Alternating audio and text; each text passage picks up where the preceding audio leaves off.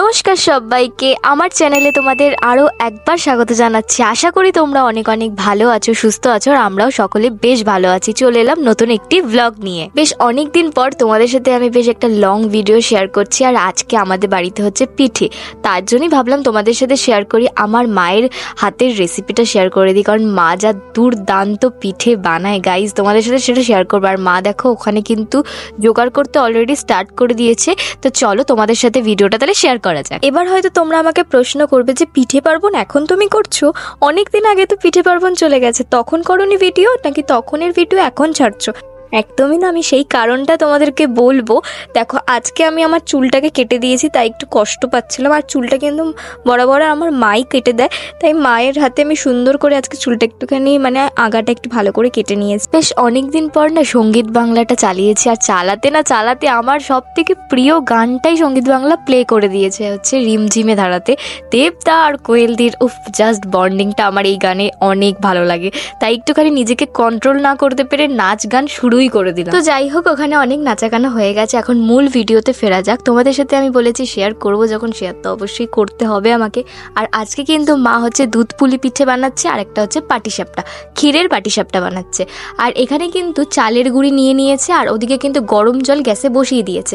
গরম জল একটু একটু করে নেবে, আর চালের গুঁড়িটা কিন্তু ভালো করে মিহি করে কিন্তু মেখে নিতে হবে, আর যাতে নরম সফট হয় তার জন্য কিন্তু গরম জল দিয়ে মাখা হচ্ছে। তারপর কিন্তু ক্ষীরটাকে জাল দেওয়ার জন্য কড়াইতে প্রথমে একটু চিনি দিয়ে দিতে হবে, কারণ ক্ষীরে কিন্তু একদমই মিষ্টি থাকে না। জাল দেওয়ার সময় কিন্তু একটু চিনি দিয়ে নিয়ে জাল দিলে বেশ ভালো ক্ষীরটা মিষ্টি মিষ্টি হয়। আর এখানকার আমাদের কিন্তু আগমনী মিষ্টান্ন ভাণ্ডার থেকে কিন্তু এই ক্ষীরটা বাবা এনেছে।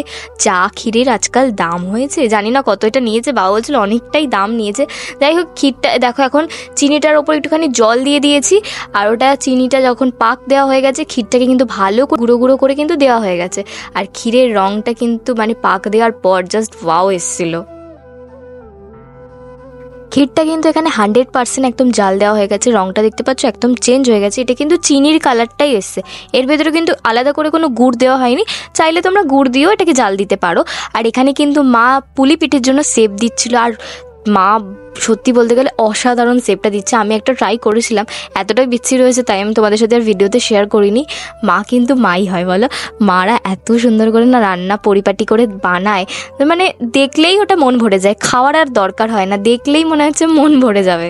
আচ্ছা, এবার তোমাদের সাথে আমি শেয়ার করি যে আমাদের পৌষ পার্বণের দিন পিঠে কেন আমাদের বাড়িতে বানানোর নিয়ম নেই।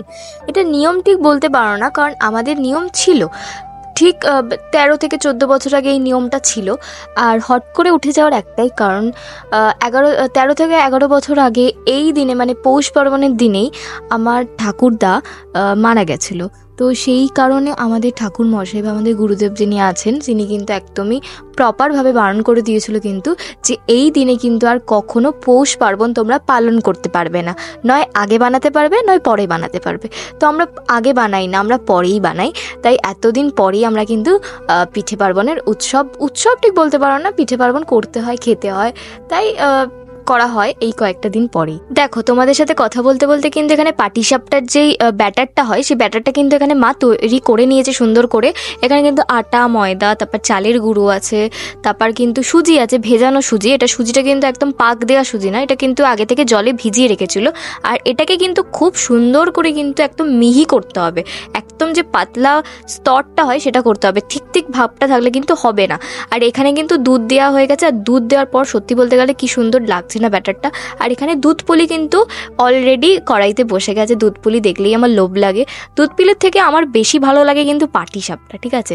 দুধ পুলিটা আমার মেনলি আমার বাবা খেতে খুবই ভালোবাসে। আমার মায়ের তেল ব্রাশ করার মেশিনটা শুধু একবার দেখো তোমরা, মেশিন বলা ভুল, এটা মা বললো মায়ের অস্ত্র এটা, নাকি মা এটা দিয়ে তৈরি করলেই নাকি বেশি ভালো টেস্টি হবে। আমি মাকে বললাম এই ব্রাশ মানে অয়েল ব্রাশ করার জন্য কিন্তু ব্রাশ পাওয়া যায় আলাদাভাবে।